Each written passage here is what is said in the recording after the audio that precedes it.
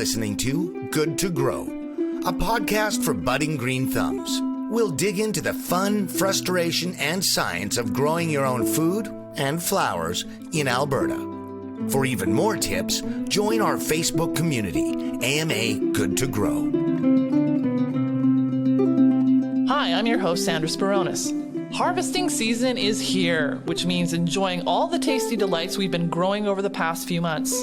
It also means we should start thinking about prepping our gardens for the fall. Rob Sproule is one of the owners of Salisbury Greenhouse in Sherwood Park, along with his dad and two brothers. Together, they also run Salisbury at Enjoy, a garden center in St. Albert. We recently visited Rob at the greenhouse to talk about harvesting, garden prep, and the family business. Welcome to Good to Grow, Rob. Thank you very much for having me. So we've been tending our gardens all summer, likely sneaking a sample here and there as the weeks go by and we grow impatient.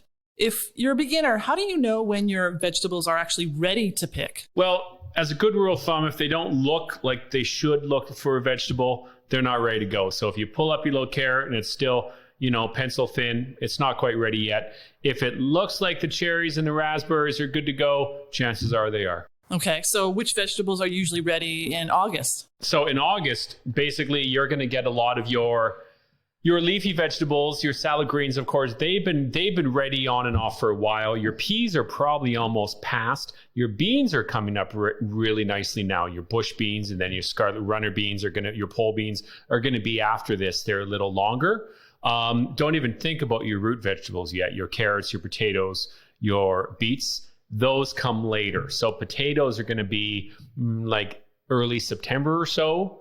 Wait until the foliage starts to die back before you're digging them up. The carrots and beets, honestly, I wait for a first frost for any of that. Absolutely.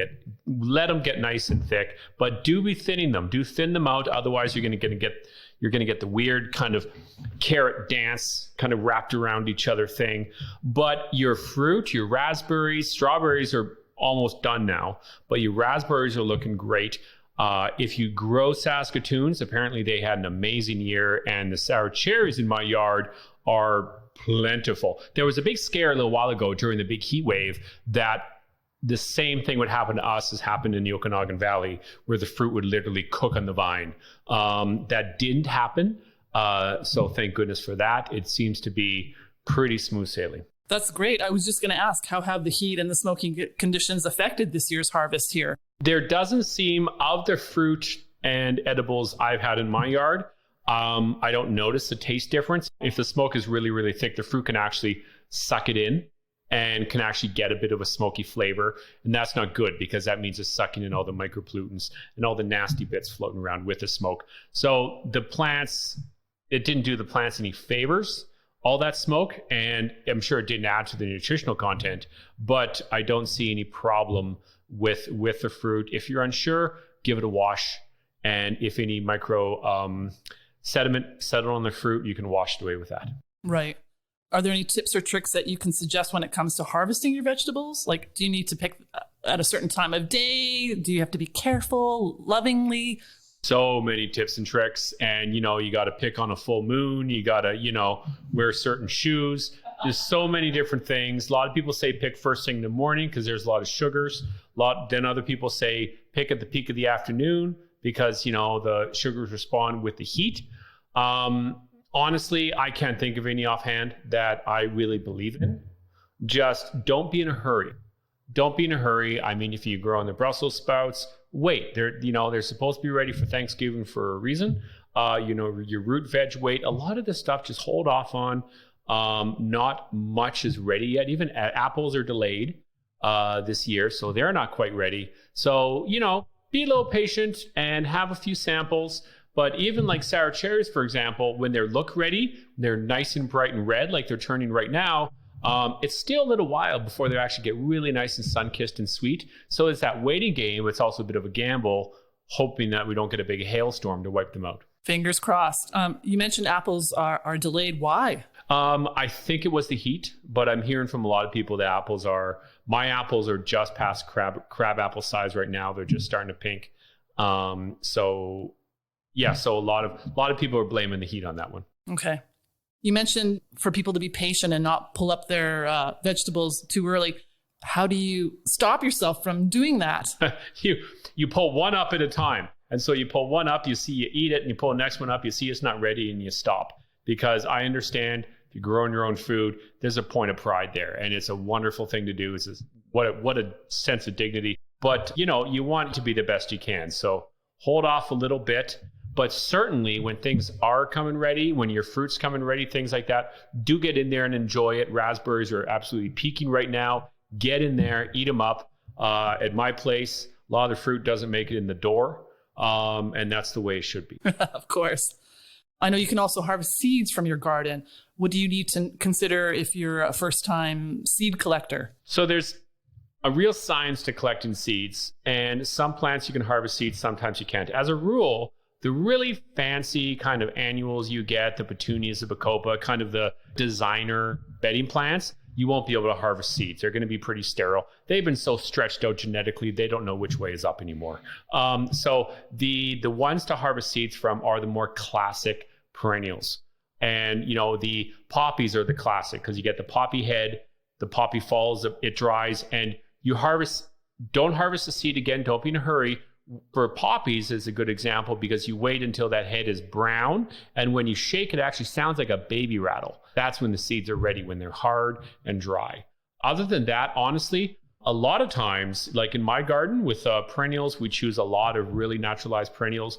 I just let the birds and bees do it for me, scatter the seeds around, and unless you want to take them to a specific spot, then you can take them and sprinkle them. But otherwise, if you let all these perennials just do their thing, they'll spread on their own. What about vegetable seeds? Can you collect those as well? You can to a certain degree, but it's difficult. It's a real science. And a lot of the vegetables we grow are hybrids. So they're not going to develop true. So they're not going to develop and give you the same kind of fruit, if any fruit at all. The seeds you want to harvest from are heirloom types. So like, for example, heirloom tomatoes. Those are the seeds you can harvest from. If you try to go to one of the more modern hybridized tomatoes, you're not going to get the same tomato when you plant the seed. You're going to get something different, and it's going to be disappointing if it gives you any fruit. Okay. And when should you collect those seeds? Basically, so if you're collecting seeds, say from a tomato or a pepper or what have you, an heirloom type, you cut it up, you eat it, you save the seeds, you kind of poke the seeds out, put them on some paper towels, let them dry completely, and just store them there in a cool, dark spot as you would a potato until spring. Okay. When should you start prepping your garden for the fall? I know that's the topic we don't really want to discuss, but we should. We should. I mean, again, I'm not in a big hurry for that. I enjoy your garden. You got another month of good garden enjoyment ahead of you and good, solid, healthy growth before the cool nights start to turn things a little sickly. So enjoy that garden when you start prepping for fall. Would just be after you harvest. So after you harvest all of your salad greens, after you harvest all of your, Brussels sprouts or carrots or what have you, go back after and just claim. And when you harvest for fall, you want to do a good thorough weeding, right? I'm not one to get in there and dig up the soil, and just go after it with a shovel or something like that, because the worms, the good things in the soil that have developed there, you want to keep that intact and all that kind of microfauna in there. You want to keep all that intact because that's going to keep it healthy. That's going to keep it going. If your soil is too sandy, amend it with some compost or steer manure. You can do that. If you do that right at the end of the season in the fall, you don't have to worry about in the spring when it's frozen. So you can get right to it in the spring when you're impatient. So if you do that in the fall, especially if you've been growing the heavy feeders there, corn, peppers, tomatoes, these things suck the life out of soil. And so you want to amend it like that. The next year, try growing beans there, because the beans will actually put nitrogen back into the soil with the nitrogen fixing. And then you can take a moment to take a good long look at your garden, where things are and what the issues have been. So if you have tomatoes in one corner and they had slugs, move the tomatoes. So when the slug eggs hatch, you want them to starve, right? So you don't want tomatoes there for them to eat. If you had potatoes in one area and you had potato scab, move the potatoes and start that small scale garden rotation and move things as far away from each other as possible so that the pest has a different host that it doesn't know what to do with, and it'll help clear that stuff up for you. Right. And should you protect your garden with like maybe blankets or mulch or straw or anything? No, in the winter, absolutely not. Unless you have tender perennials in there. if you do have tender perennials, like I have strawberries in raised beds, and they're right on the end. And then when you have plants in raised beds, they tend not to survive the winter because they get that lateral freezing from the side. They don't have the insulation of the soil as thickly as they would if they were planted in the ground. So if that's the case, try to some people put wrap burlap around the raised bed, or even bubble wrap or something like that. Try to create put a blanket around their roots a little bit when you're going, and start watering your plants. Typically our falls have been very dry. Start watering your plants, water your trees, your birch, the poor birch right now. So give your birch some water, give the fruit tree some water, your willows, and get some of that water up into those branches where it belongs, because you're starting after, mid-August, that plant is starting to go sleepy time. And so it's starting to really bring everything up, and that it bring up that water, et cetera, that it needs to. You're lucky because Salisbury greenhouse is open all year round. You can escape to the greenery when everything else is white and cold. What's it like to work in the middle of all this during winter months? It's pretty cool. I got to tell you, there's something pretty special of, 40-degree morning at the end of January, walk in here and kind of be in the middle of the tropics. I mean, anyone can come in here and have that experience. We have more houseplants than anyone, so they just come in and kind of walk around. We had our firstborn middle of December, and we would bring him in for that kind of vitamin D. And I see a lot of parents actually doing that, coming in the winter and kind of giving the baby some sun, or just getting some sun themselves without frostbite, or coming in to walk the dogs when it's really cold, things like that. So there's a lot of that. A lot of customers kind of refer to us as the free mutart. So there's a lot of that happening, and that anyone can kind of just come in and hang out. Sounds like a good idea. Let's dig into Salisbury's history a little. Your grandparents started Salisbury more than 50 years ago. What inspired them? So they had a house on the property, the house where my dad grew up. And my grandma started selling cut flowers in the early to mid 60s, just as a hobby. My grandfather was a butcher, Fred. So he built her a little hobby greenhouse. Her name was Helen. They've both passed now. And she started growing cut flowers in the hobby greenhouse, and she started giving them away to her friends and this and that. And then one fateful day, a friend wanted to buy some off her, and that was that. And then a few years later, that became a bit of an enterprise. A few years later, my grandfather quit his job and came to help, and that became Salisbury. And it was small scale for a while. When my father bought it in 78, the emphasis was really shifting towards brokering tropical and houseplants to a lot of the department stores around, the Woodwards and Eatons of the day. So he would bring houseplants up from Florida and then broker them out that way. And in the 90s, we made the shift to retail, and we stopped wholesaling. We made the shift to retail only and started thinking about kind of, customers through the door. In 2006, my two brothers and I bought into the company. And of course, this year we acquired Salisbury at the Enjoy Center in St. Albert. So, as another sort of big step. How involved were you as a child, or how much time did you spend in the greenhouse as a child? I loved it here. I was here a lot. I mean, this is really the source of imagination and dreams, with all the plants and things like that. I worked here as a kid, just as a summer job or what have you. I went to university. I studied in drama and English in university, actually. I got my master's of English, and came back into the business, full time, and decided to make a career out of it. What inspired you to come back to the business? You know what? It just felt right. It just felt right. It felt it just felt like it was sort of I had other jobs. I really wanted to go out and get other jobs, and some interesting jobs for sure. But it felt right to come back here, and there met a girl I wanted to marry, who's now my wife, and so it felt like something I could raise a family with. Right. Do you ever do any theater on the side? I don't. No time for that right now, but I'd love to get back into community theater or something at some point. You should stage a play in the greenhouse over the winter. Here we go. What do you like about gardening, Rob? I really just like the peacefulness of it. I love the sort of the dignity of growing and just that connection with the earth.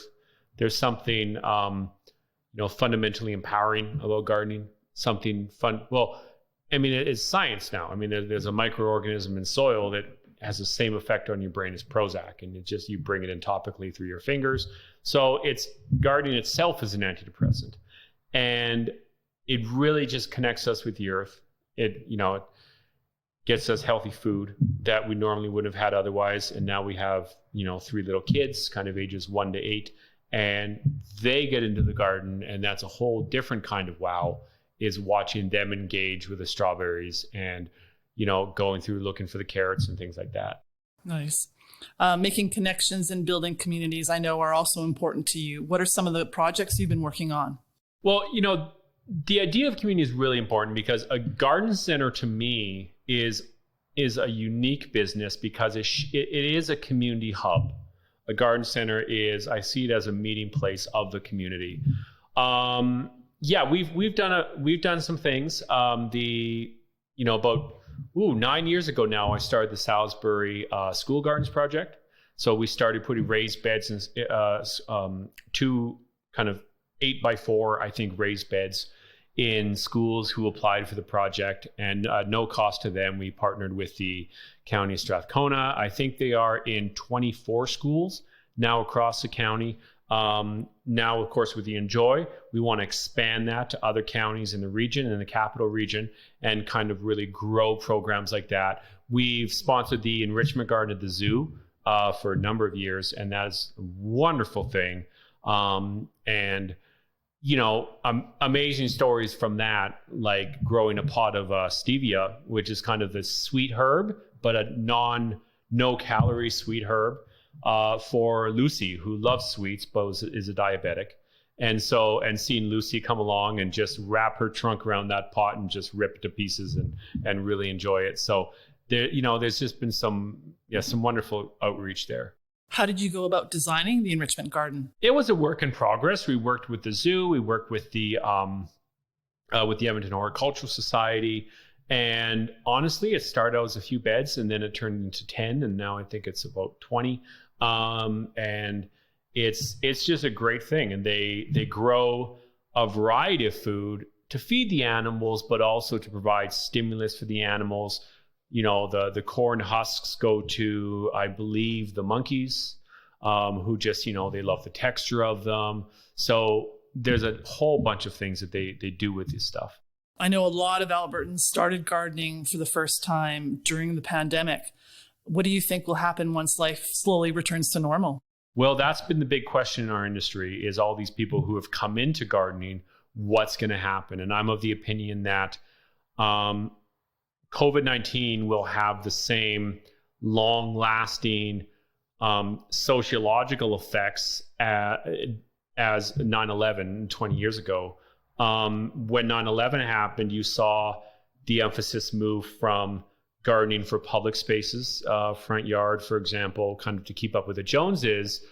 The emphasis moved towards the private space. The world became more dangerous. People went into their private space, and they started gardening more in the backyard. They started using containers. They started growing more food, that kind of thing. So you really saw the growth of, food gardening in containers, not just kind of in the back 40. You saw the growth of, annuals over in the backyard as opposed to the front, and a lot of different kinds of garden design. And so what I see now, and I tell my staff this, is that, garden centers now, we're not as much in the gardening industry as the mental health and wellness industry. So now people are gardening as a release, is medicinal, largely for anxiety issues that, a lot of times stem from COVID. And they've retreated even more into their private spaces. And what we're seeing now is, as the province opens, people are staying in their private spaces because they've rediscovered them, and they've rediscovered some of the joy there and some of that dignity of growing. A lot of people now, if you didn't have success trying any of that, a lot of people just, some people just gave up. But Most people, honestly, it looks like they're sticking with it. They're investing in their yards. They are more concerned about issues like privacy. And a lot of the new gardeners are millennials, a lot of men. It's traditionally been kind of a boomer woman, industry. The industry is becoming younger. It's becoming more culturally diverse, for sure. And it's becoming, and more people, classically gardening has been sort of an upper middle class industry, and more people in lower income brackets are coming in, growing their own food, and really seeing the value of that as well. Right. It really answers the question of food security. Absolutely. Yeah. Absolutely. So, you look at these, community gardens in the middle of urban food deserts and things like that. It plays a pivotal role. Right. I know Salisbury is offering free workshops over the next few months at both locations. What are some of them, and how can people sign up? So the workshops is something we've gotten really famous for. We do probably more workshops than any garden center in Canada, maybe North America. And there's terrariums and flower arranging and cat gardening. Cat gardening is very popular. You plant a little garden for your cat with cat grass seed and lemongrass and things like that. And we partner with used to be Scars. I'm not sure if it's going to be this year, but basically we always bring in a cat, and the cat always goes home to a lovely home. So it's a pretty cool thing.